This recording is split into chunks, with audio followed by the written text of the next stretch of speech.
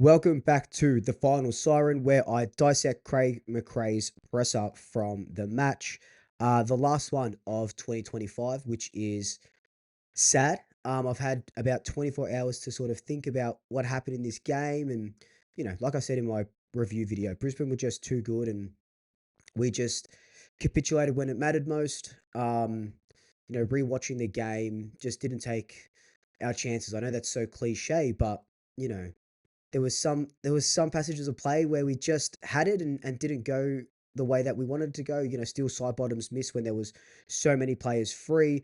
Tim Membry and Jamie Elliott right in the last quarter would have put us 6 points down.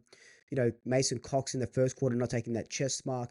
So there were a couple of things that sort of stand out. But I haven't watched Fly's presser yet, so we're going to do that together, and we'll see what he has to say. So let's get into it. Disappointing end to the season. Brisbane just had a few more punches in the end. Yeah.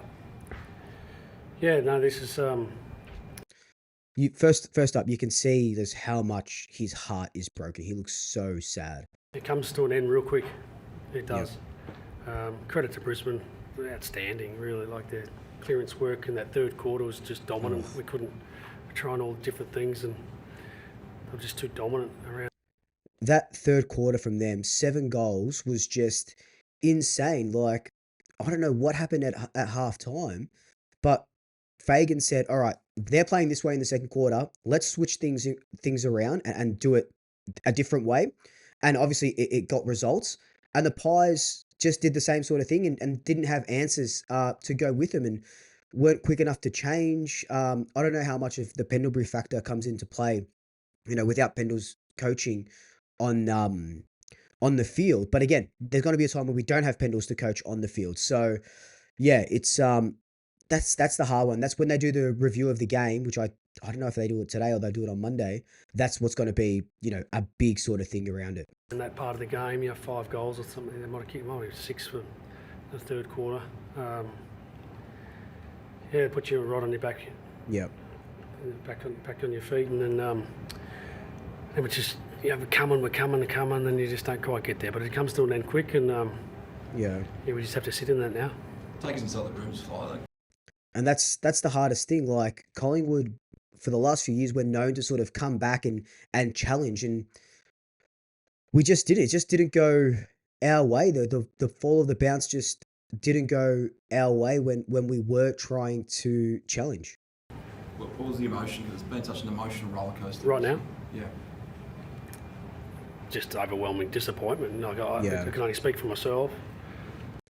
And that's another thing as well. I teed up a little bit right at the end, but I think it wasn't sadness. It was real disappointment. Especially with the season that we had and the game against Adelaide that we had. A little bit of false hope, maybe. I don't really know, but yeah, it was. I was just really disappointed, and still, I'm as flat as a tack today. Thanks to our fans, our Magpie Army, for turning up. 96,000 again today. We're just so grateful for their ongoing support. They're so loud, and Yep. I just want to just make sure. Again, I'll say this until the cows come home. Magpie Army is absolutely incredible. In that third quarter, though, we needed to get the voice going, especially when they were kicking a few goals. We needed to start to drown out the Lions supporters, but I get it. It took the air right out of you, so I understand that, but that's something that we can definitely improve in 2026. Appreciate those out there that supported this year. You'll be disappointed. We are. You get to this time of the year, you realise how close you are, but Yeah. they're bloody hard to win, and it takes a long time to get back here. So thanks to our Magpie Army. You talk about the midfield battle. How big of a blow was Pendles in the first 5 minutes? Yeah. What happened there? Oh, look, it doesn't help. You got one of your most experienced players that just organises things, and he That's exactly what we we're just talking about, the organising, the coaching. But there has to be someone that has to step up and do that in 2026. We can't rely on a 37, soon-to-be 38-year-old to do that for us in the most important games. did a calf early, which is really strange, but this is what happens this time of year. So I wonder if anyone's going to follow that up, because there was talks that Pendles did mention that his calf was hurting or something to the doctor before the game. So I wonder if someone mentions that could he have been a possible late out or something? It is what it is. You're sort of going along well. Thought we were really well prepared for this game, and physically and emotionally and tactically, and then you got to pivot. So yeah, we had plans to tag McCluggage, but then we just need Steele to play different roles, and then there's a flow-on effect. So yeah, it is what it is. Just happens this time of year, doesn't it? Did it happen in the warm-up, or did it happen? Yeah, there we go. No, just in the first few minutes of the game. Yeah. Okay, so I don't know. Is it fake news, or I hate using the phrase fake news, but people saw him talking to the doctor and pointing to his calf. So are they just keeping it from us to sort of spare? I don't really know. But you can only go on what the coaches say, right? And he said that it didn't happen during the warm-up. But it's just really weird. I can't remember the last time Pendle's done a calf, and now he does it after, pretty much a 2-week break. I don't know. Not that I'm aware of. I haven't spoke to him, but not that I'm aware of. Start of the last quarter, you lose Jeremy. How big a blow was that? Because he and Howie? Yeah. He seems to be okay. He's just sort of, as you'd expect, he's sort of running out of legs, yeah? What did he say there? At the start of the last quarter, you lose Jeremy. Did that happen? I don't remember seeing that. I know he wasn't injured, was he? Yeah, he hasn't played for a while, but I thought he was pretty good for a guy that hadn't played for so long. Yeah. I thought you were going to ask me about the free kick, or the one we didn't get. We're getting to that. That was I always said that was going to be a calculated risk, and in finals like this, you need to roll the dice. I thought Jeremy Howe was the right call to a certain extent. But obviously, there was more than just Jeremy Howe's lack of fitness why we lost this game. That is a little bit of it, but I still think it was the right call. He did take some really good marks, but he did look off the pace, which is fair enough. But you gotta gamble during prelims. Next. Okay. You're 12 points down. It looked Free like kick, front here on we go. contact. What was your reaction? No, it looked like that, yeah. Yeah, it did. No guarantee he kicks the goal, though, is it? Like, this is the world I live in. I never make excuses. I don't want our fans to see a coach that leads our group through excuses, because it just doesn't get you anywhere. Yeah. I think losers make excuses. We don't. We're winners, and we didn't win today. Clearly beaten by a better team. Yep. I think they would have beaten us anyway, the way they were playing. So, yeah, you could say what ifs and if only, but it's not the space we live in. And I'm pretty sure that's exactly what he said in 2022. You can live in what ifs and if onlys, but we don't want to do that. But you just never know, right? I know I hate doing the what ifs, and I've posted about it a couple of times, and I think it was definitely front on contact. That gets paid 100 times out of 100 times that it happens during the season. And the umpire was just afraid to make a call. That's my opinion. Craig doesn't want to make excuses. He doesn't want to be seen as a coach of a big team that's making excuses, and that's fair enough. In his head, he's probably thinking something different, but yeah, you can just, yeah. We didn't control the things we could control well, and around stoppage, and then we had great momentum going in at half time, and we just let it slip real quick. And that's really good. That's the biggest thing. We had so much momentum. What did we kick? 5 or 6 goals in that second quarter. 13 points at half time. No side has ever in finals this year. No side has led at half time and lost the game. Of course, it just had to be Collingwood that broke that. Opposition, they make 3 grand finals in a row. We really well coached. Fags had a great year again, and they got a few out, and just shows the depth of their belief in their system. And so it was just a bit better than us. You referenced obviously been struggling the last couple of weeks. Like, how fit was he going in? How fit was he going in tonight? Oh, look, he's got a toe issue. Perfect. The Mihocek debate. And I was right in my video to say that McStay should have played over Checkers. 100%. I will take that to my, I will say that to my dying breath. McStay should have played over Mihocek. So let's see what this toe issue is all about. Yeah, everything comes out now, but he's sort of done a tendon in his toe, ripped the tendon off it. And okay, that sounds super bad. Ripped the tendon off his toe? Yeah, there's a lot of pain. But, obviously. With some ability to take some pain, have some painkillers, he doesn't feel anything. But when the painkiller wears off, he's in a lot of pain. So it hasn't affected him to train and then to play. Okay. I love Fly. He just said it hasn't affected him to train and to play. we know that it's affected him to train to play. In 2 weeks, he trained twice. The first time he trained, he did 40 minutes on the track and then couldn't complete anymore, maybe 30, 40 minutes, and couldn't run anymore. Second time, he had a full training session and he looked good. And that would have been from the cortisone or painkillers or whatever he's taking. But then on the captain's run, which is arguably the most important training session, they just tried to keep him off his foot. So he couldn't even run because they wanted to just keep him off his foot. That to me says he couldn't play. And Fly all year, his mantra has been fit to play versus fit to perform. Maybe he was fit to play, but he definitely wasn't fit to perform. So he backtracked on that. And I don't know if someone's going to ask him that, but I wish they do. It'll be sore tomorrow. But they couldn't do any more damage, so we're just sort of like riding through the pain and then managing that through training. And he couldn't do more damage. Yeah, give us fit Dan McStay. Just give a fit Dan McStay, who could have tagged Harris Andrews or played pretty well tonight, I thought. he didn't fly. 7 goals to 2. It's a 5-goal margin in the end. How do you diagnose what happened? Because he had all the momentum going into half time. Yeah, it just kept coming from clearance. Like it's just, centre bounces. And I felt we over handballed the ball. Like just kept sending that message. Can we kick the ball in congestion? And, it's such a territory game in finals and we just didn't get it. And then we kept losing it. And then you put yourself in a defensive position and having to defend your D50s and they got some weapons. Bailey was enormous. And, Will Ashcroft was kicking goals off the ground. And, just here we are. Yeah. Just on Brodie and Jamie, how confident are you that those boys will be Here we go. Contract talk. next year? Well, we're hopeful. Like I think it's been sort of put to the back burner. Now it's not on the back burner. It's the front burner. Let's get busy and work through that. I'll leave it up to others that's their job to secure our talent. Jamie was Doesn't sound too confident, in my opinion. enormous again tonight. He's an incredible year. He's a wanted player. We've offered these guys 2-year contracts, both of them. So Okay, so that is confirmation that there's 2 years for Mihocek. I'm not sure what has been led through the media, but we'll let the people doing that job do the job, and I'll come in where needed. Yes, mate. Craig, from the coaching perspective, what are some of Oh, there's a nice little microphone going on with this guy.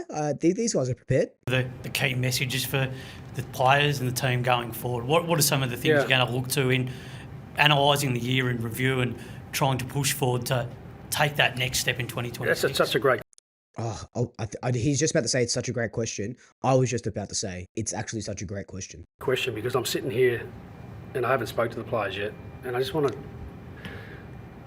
Interesting. be very deliberate in what I say because it takes a long time to get back here. There's no guarantees you do. Yeah. Yep. We've had a really good year. We have. I think we had 17 wins.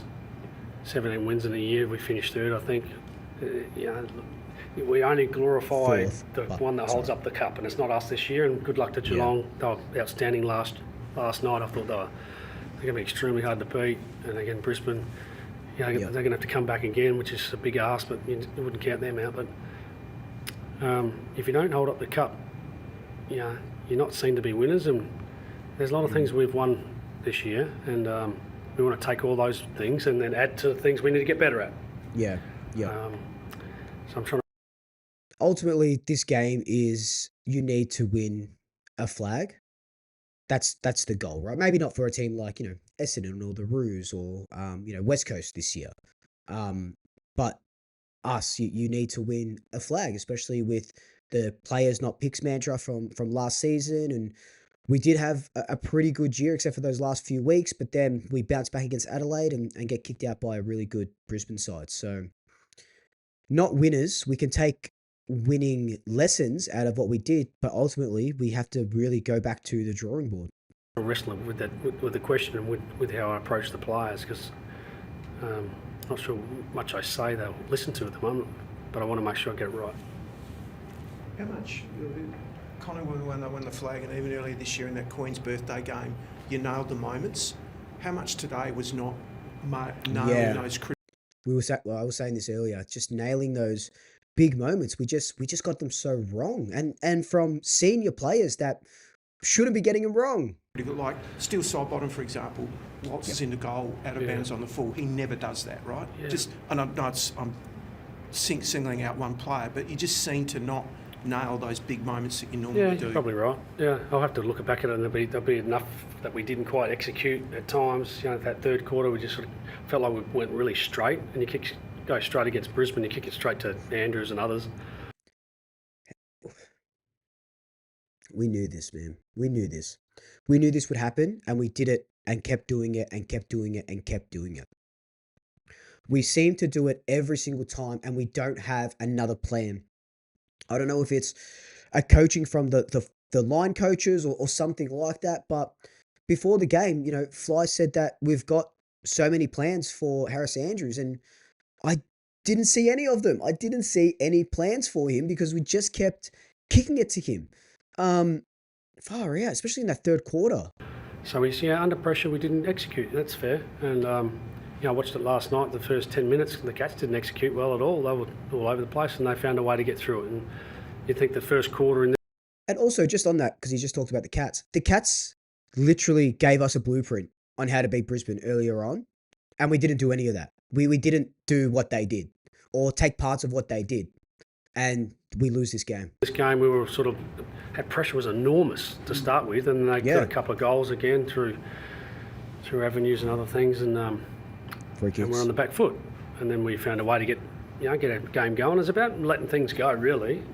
We had to let a lot of go this year, because I know you were writing things about us that we had to let go, and there was things we were doing we had to let go. Ultimately, it's a roller coaster of a season to get yourself to here. And it's finding the things that are making you better and trying to grow every day. And there was a period of this year I felt like we weren't growing and we were a bit stuck.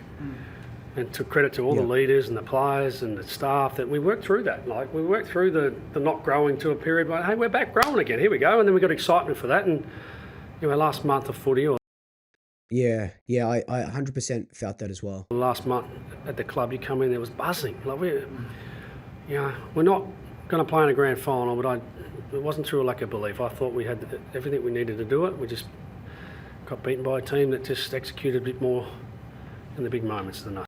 Now, I know this is going to sound absolutely shitty as to say, but it felt like Brisbane wanted it more. They especially in that second half, they wanted it a lot more than we did, and you could really, really see that.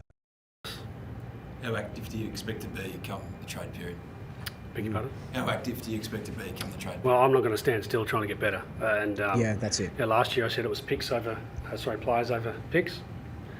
It won't be at that extreme this year, but there'll be a balance. We want to bring talent into our organisation that makes us better. We won't stand still on that, and I'm sure our fans want to hear that. Our players want to hear that we're not going to stand still and keep improving ourselves. And as long as there's an opportunity to bring.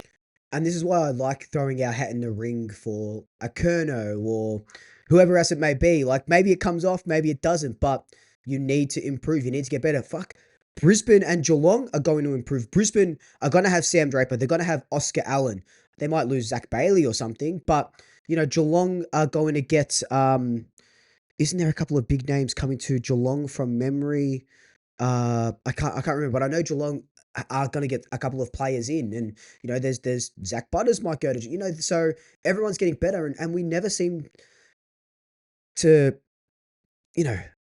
I want players to sort of nominate us straight away, and it's a bit harder now because there's no real free agency players going around. Losing out on Silvani kind of hurts a little bit. But we need to go hard. Like Dan Houston, he's going to be so much better next year after, it's the Lockie Schultz thing all over again. But no, I like what Fly's saying here. High talent, and we'll explore every part of that. Is there a specific line you'll target? Bringing good players in, just ones that make us better. What happens traditionally is when you're out, you tend to get a bit more busy with what's going on. When you're in the weeds trying to get 6-7 days ready to play, those conversations are there, but they're not there. And now they become a bit louder. So yeah, definitely. As I said, this season comes to an end quick for many, and we're no different tonight. Fly, just one on Chris Fagan, because you referenced him earlier, but you lived it as a player. Like, how hard is it to get to 3 grand finals in succession? It's enormous. From Brisbane. And think what they've got.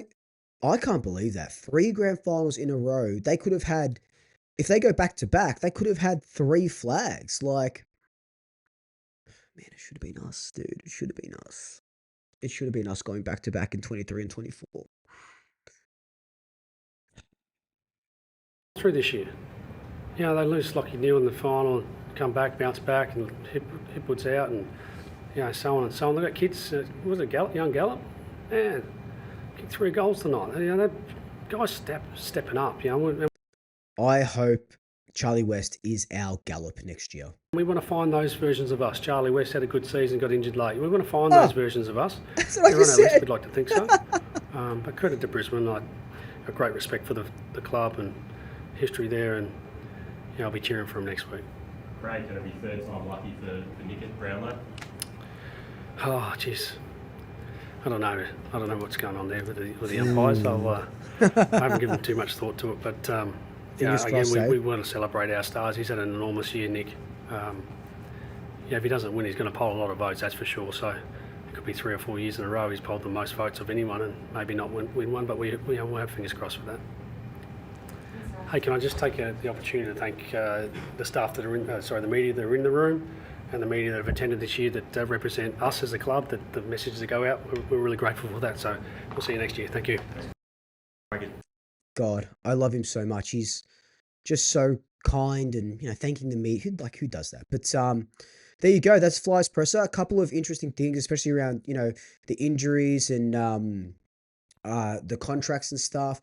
I still would have liked them to go a little bit harder. Maybe chuck in Bobby Hill's name. Maybe chuck in Dan McStay. Like, do you think he could? Like, I don't know. Like, the journos do ask really great questions, but I also think that there needs to be someone who knows Collingwood. I'm not saying this because I want to do it. I would love to do it. I love to ask Craig questions at the end of this presser. But you know, maybe there's an assigned reporter for each club or something. Like Glenn McFarlane does a lot of good Collingwood stuff because he is a Collingwood man. He writes a lot of good Collingwood articles. Maybe he should be asking Collingwood specific questions that the fans would want to ask. I would like that. But there you go. The final presser for 2025. It's going to be a big trade and draft and off-season period. So make sure you stay tuned and you're subscribed and all that jazz. And there's going to be a lot of videos going out this week. You know, season wrap video and all this sort of stuff. But until then, like, comment, subscribe, tell your family, tell your friends, tell your pets.